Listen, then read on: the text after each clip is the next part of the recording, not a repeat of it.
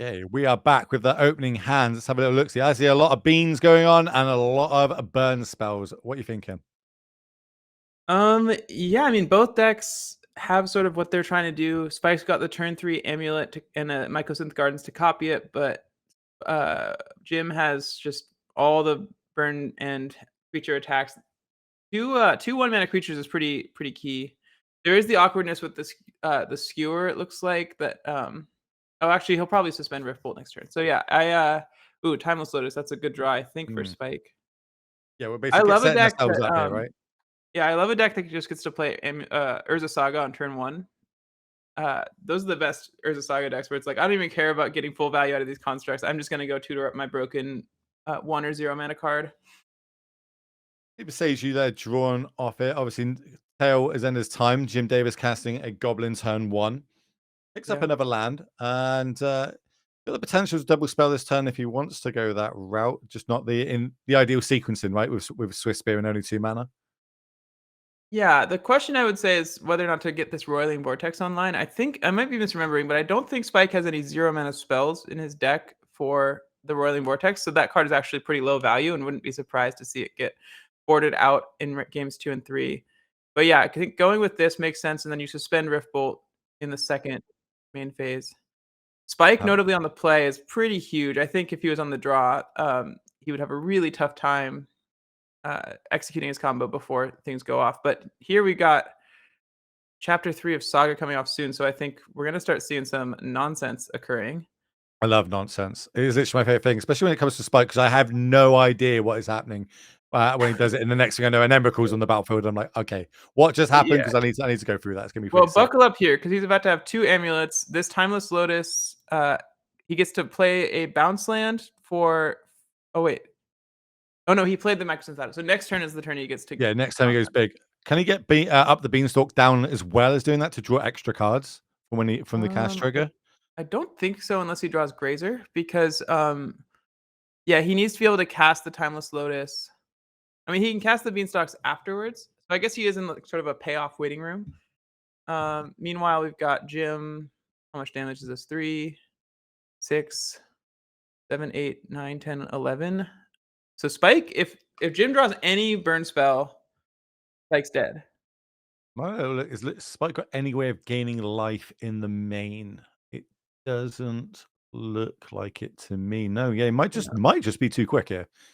Well, yeah. So Jim didn't draw a burn spell, so he's gonna get to deal 1.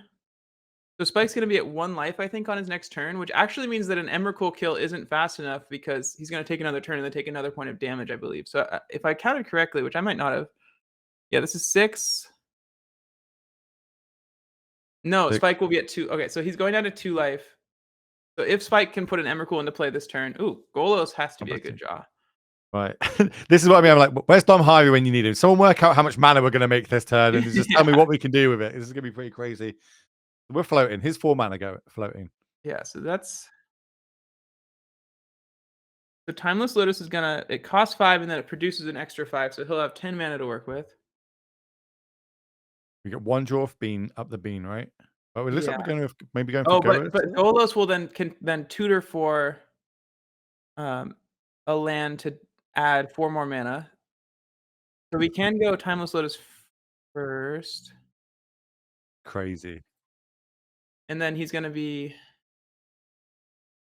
I trust Spike to know what he's doing. Yeah, I sure. don't know Right. if he's gonna be trying to like go for.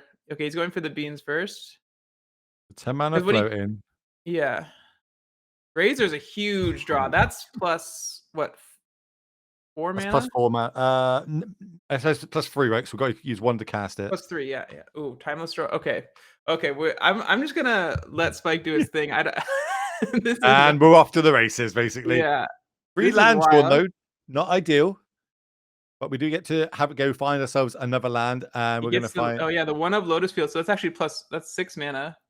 My It is goodness. gonna sack itself. Are we in have to win this turn territory? Yeah, Without well, like technically it'll be next turn, right? So he'll cast the Emrakul, take another turn. yeah, Um, but yes. Oh, there it there's the is. Emrakul. Okay, so now he just needs to make the mana. And that Grazer with the Lotus Field drawn means Hold on. I think he wins. This should Oh be my god, this is so cool. this This is is so amazing. Yeah, cool. this is be 4, 8, 12. Cast the Grazer, go up. Yeah, this is game over.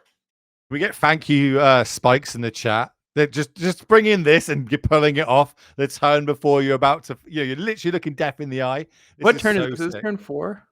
Turn, it was spike on the play. So yeah, spikes on the play turn 4. Wow. Turn 4 Emrakul, updated state of modern. Yeah, let's get some updated states of modern in the chat. Let's go. Let's go. This is so cool to see. And yeah, we're just gonna take the extra turn and turn everything sideways, and that's gonna be game number 1 momentarily. But let's not steal the fun. Let's watch him play it out. See how crazy this can go. He might be maybe be able to go a bit bigger. Oh, by the way, you also get to draw 3 cards when we cast an Emrakul. That's pretty good. Have an extra Yeah, turn, draw and 3 cards. Emrakul would plus the Golos is also just Jim will be at -1, 0 permanents in play. And again, if Spike was at 1 less life right now, he would die in his next upkeep. So this was like crucial that it played out exactly like this. Yeah, getting that with that Grazer as well. Why not? First Annihilation trigger. I'd like to get rid of some permanents. And Yeah, the GG's Grazer has flawless to attack. victory. Oh, Ooh, that was sick. baby. That was cool. I'm here for that. Let's Oh get some. man, what a Well, they get to go to sideboard, so we can have a little look, see how potentially how they're going to be sideboarding, and is there any key cards that could be yeah, you'll helpful? see Because I'm pretty sure you're not these imagining roiling this deck, right? yeah, these roiling vortexes coming out and the searing blazes I assume should come out too if he can make it if he has room for stuff. But meanwhile, Spike gets to I didn't see what Spike did. He's taking out the beanstalks, it looks like. Ooh, okay. I'm looking at an ensnaring bridge, but then I suppose there's Oh the yeah, sages in welding the jar main, for so the not good. I was protect the having a look. See, amulet. what's the reflection one? There's none of them in the 75, which you normally see in burn lists, right? So Oh, deflecting palm. yeah, deflecting palm. That's the one. Deflecting palm and Emrakul would be absurd. I'm actually pretty sad that we're not going to get to see that Yeah. because Emrakul is protection from colored spells, but deflecting palm does not target. So um, That's so cool. I love all the like different layers and interactions of things like when the cards are worded like that, and you think you get because you're always going to get a win or two from it from people not knowing what the card is and being a reader. But yeah, Jim's I'm. going to be on the play this time though. That's got to be key, right? Oh yeah, absolutely. I mean, Spike would have lost that game on the draw with his turn 4 win. Um, yeah, I mean, I guess. So he's bringing in the Leyland of Sanctity. That's pretty key. So Jim has 2 wear tears, but other than that, will not have ways to interact with the Leyland of Sanctity. Um, so yeah, I think if Spike just mulligans to a ley line, I imagine Jim will be in a tough spot. Because even if he has the wear tear for the ley line, that's like costs a card and it takes a mana. So that is not nothing in terms of buying Spike time. I can't imagine those ley lines are for in case Ooh. scam Fortsies type decks, but just having the added bonus of being an absolute house here against the burn matchup, as we do Yeah. see one in the opening hand, but just I another Saga. Is this good enough to keep? I would say anyone who's watched Spike stream knows that he likes to keep his one landers on the draw. He said he thinks to himself, if I just draw a land here, I'll be fine. So I think he's definitely going to keep this Leyline Urza Saga hand. We saw Jim Uh, Mulligan away to wear and tear. Little as you know, he might be needing them sooner rather than later. As it Notably, comes to turn 0. he has the creatures which do allow him to get damage in despite the Leyline. They also double edged sword though could draw despite the lands that we know he needs. That's just a timeless on top. So no land this time. Goblin Guide will give him another. Well, it won't actually give him an extra look at a land, but if he has a land on top, it will find him that. Where on the other side, Jim's got too many lands in the hand for his liking. Yeah, fortunately, one of them a Psycho land. So yeah, I guess no land here. 3 Okay, damage coming so across. we're on chapter 2. Now, whenever Spike does draw a land, he'll have 2 amulets, which is pretty key. But yeah, he's in some trouble now. I imagine we'll see this canyon get cracked. And it's true that in a pinch, Jim could like bolt himself to get prowess triggers off of the spear. I don't think he's likely to do that this turn. Um, as long as he has any other play, he'll probably make that play. I suppose. Could you Syrian Blaze your own like Goblin go for 1 point of damage just to get it in? Oh, not now we played the land, but is it target Yeah. opponent? I don't know the wording of that card. I don't know if it's target opponent's creature or target creature. I'm somewhat surprised he didn't play the Sunbait Canyon this turn, but I guess he's planning to. Oh, I see. So he gets to kill a Golos if Spike plays one, because he's cracks his fetch, Searing Blazes the Golos with landfall, which I think does deal damage. Or no, maybe not. I think it might target the player, but then bolt the Golos to finish it off. It's kind of still on. Spike's got the powerhouse card, but nothing to follow up with at the minute. Really missing lands. But over on Jim's side, he's got a couple of creatures. Still got an out of being able to get in, but drawing more land is not ideal. That's I think 2 or 3 land off the top now. Yeah. We might see the cycle land come down and try and draw us potentially another haste creature this turn. Would be pretty sweet. Get another goblin guide down there, adding more bat power to this battlefield, because we need to close this game out sooner and later. Because we know as soon as a potential bounce or an untapped land comes in, Spike is going to be off to the races. And there's the goblin guide off the top. Huge draw for Jim. Huge draw. Yeah, I mean, Spike is just waiting for a bounce land at this point, but he's not going to get that much more time to do it. I'm not sure what got revealed there. Didn't get a good look at it. But what do you think about not using the lightning bolt there? Do you think you would use the lightning bolt to get 1 more point of damage across to make it potentially a 2-turn clock? Or we've got enough mana, we can do it all next turn anyway? Yeah, you can just do it on your next turn, because this is lethal on this turn. So Spike actually has. Oh, and there's the wear tear. It is unnecessary. He can just Searing Blaze his own creature, bolt his own face, and that is lethal. But might as well just yeah, you know what I mean. tear some ley lines. Welding jar not doing what it's intended to in this match does not stop it on enchantments. Here it comes. That's the prowess trigger we need. Looking at deck list, no dismembers to play around, and if they did, would not be ideal right now. But yeah, Jim's just saying, still got all these. Still got all these. Just as classic as Spike deciding to keep a 1-lander that's great if he draws 1 draw, is Spike not drawing that land and then ending up here. Okay, game number 3, but Spike gets to be on the play again. That's gonna, we saw Leyline, and obviously he put a lot of faith in it there. Tap the top of his deck, realized there we've got 26 lands in it, hoping to potentially hit one or one get hit off the goblin guy, but not enough too soon for him. Do you think he will still put enough faith in Leyline on the top of his deck with land? Would he keep a quite greedy hand like he did last, or do you think now he's got a bit more time to kind of utilize his game plan being on the draw play? Sorry.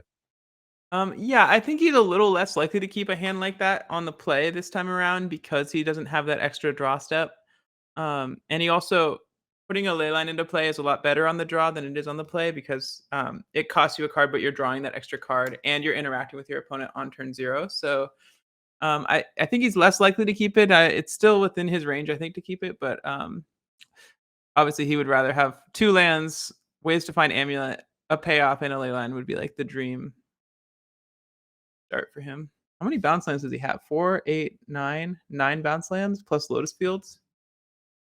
I'm sure there's some sort of crazy math there. If you work it out, that's the exact number of untapped lands that you should have in an Amulet Titan deck. Or no, Amulet deck, sorry, not Amulet Titan. Getting carried away with myself there. Yeah. Look at that sideboard, 2 extra Emrakles. But you are so happy you're not playing against if you're playing mill against this deck, you'd just be like, oh no. Yeah, Well, just immediately. Okay, interesting. Jim is bringing in the Sanctifier and Vex, I guess, just to have more creatures that turn sideways through a leyline. Because there's not any actual red or black cards to exile really in Spike's deck. Well, here it is. Game number 3. The winner of this advances to our top 4. The loser of this, that is going to be them out of the Super League. Look at his own hands. What is your thoughts, Jesse? So Jim's got the stuff he would want if Spike is on a leyline draw. He's got the answer to the leyline plus just creatures. Spike mold of 6. I assume I didn't get a good look at his earlier hand, but he does have a turn 2 copy Amulet, and then turn 3 he can play his Lotus Field, make 6 mana, and start going off with Escape to the Wilds. So he's got a pretty fast start of his own. This is a turn 3 Escape the Wilds with 2 Amulets in play, which is exactly where he wants to be. Ooh, and he's got a bounce land. And Oh, and another oh another. man, and another amulet. Okay, so I think Spike's as long as these escape to wilds are kind to him, I think Spike, given the current setup, is likely to win. Oh, he gets to play both this turn too. Well, we can copy. We can copy this turn, can't we? Yeah. We can copy this turn and deploy the third amulet. So next turn we're gonna get to play Lotus Field and make 9 mana. Jim's just Um, looking at this lone wear and tear in hand, like, hold on a minute, you've got 3 of them. That's not good for me. So yeah. what do you think his game plan changed to now? Does he still try and take out one of these, or is he just going to go like Swift Spear, Lightning Bolt, and trying to go that route? What? Um, man, it's sort of there's two issues with it, right? There's the fact that there's 3 of them, which means that destroying one is less impactful, but also the fact that there's 3 of them means you're extra dead if he untaps. So I mean, obviously it's easy to say looking at Spike's hand, but I think you would just have to destroy one of the amulets here, even though it's not ideal. And there's a ley line off the top, so we're going to start And off with a all right, Lotus. everyone, buckle up. We're starting to starting to do the thing again. Here's 9 mana. Yeah. Remember, we'll have an extra land drop once we cast one of these wilds. I think it's got to be from the 5 cards revealed, right? Or is it a land drop overall?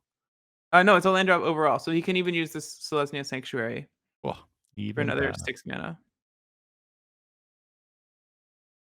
Now, the top 10 cards of his deck do have to be good, but Wow. I think that's likely with how many payoffs he has. I can see another Amulet, another Colossus. I can see a Golus. Okay, full house. Let's generate some mana. I'm having fun. It's just, I'm like, is the game over already? Like, this? It looks like it's over, I but think I'm it's not sure hard to how. imagine. It's hard to imagine this Golos and Cultivator Colossus combined whiffing, because Cultivator Colossus means these 4 lands in hand get converted into another thing. So, yeah, Cultivator Colossus dies immediately, but we get to put every single one of these in play. I can't imagine this going. Well, he's out, but he has just so much mana, so we can activate Golos a billion times. Yeah, that's mean we can. Yeah, we can activate that. We can also play the Oh my Timeless gosh. and generate Only 20 mana. Spike is built different. Yeah, I always say he's the deck builder of our generation. Like, I Yeah. think he's so innovative at how he does this, how he attacks the metas, how he makes the meta. And we're seeing it now because this deck is look at it. Look how cool and fun this deck looks to play. It's so sweet. This is the sort of deck I'd love to turn out with an F&M to play. I wouldn't know how to play it, but I'd love to have a go. Showing up to F&M, stacking your triggers wrong, and sacking your Lotus Field before you get a chance to make any mana. Uh, Clearly never seen me play because that is exactly how I play. I always have to say to myself, first in, last out, first in, last out, first in, last out. Always I do mess them up when they come in. So we've got a gazillion mana currently floating. How are we going to turn this into the W? I say it's turning and burning through a deck. We can generate. Do the Eventually, he'll Golus just find an full-time? Emrakul, and that'll be the game. Basically, I think at this point, with how many Golos activations there are, how much mana he has with these Timeless Lotuses, which are now, by the way, generating 15 mana of, I can't imagine that Golos can whiff at this point. Plus another escape for good measure. Yeah, this is. I just want to see it. Just do it. Just do it, Spike. Oh Just yeah, I hope the give me. Emrakul is the last card. Yeah, exactly. Just turn and burn. Show us the power of this. Okay, Actually, more. that is true. If Emrakul is the last card, Spike does lose because he needs to attack. It needs to be there needs to be 2 cards left in deck because he needs to be able to attack twice. I'm just seeing if he's got any way of shuffling anything in his deck or anything crazy. Mostly just Emrakul itself. Um, yeah. You So there is technically Jim's out is for Emrakul to be like in this the bottom 59th or card. 60th card in the deck. Crazier things have I think. happened. Let's be honest. Still not found it. Oh, that's true. Stirrings will prevent that from happening. Oh, there it is. We found it. And there's the Emrakul. Okay, well, the dream is dead. Well, I don't know. I'm pretty living the dream right now watching this play out. This is sick. Spike's gonna take like 40 points of mana burn here, so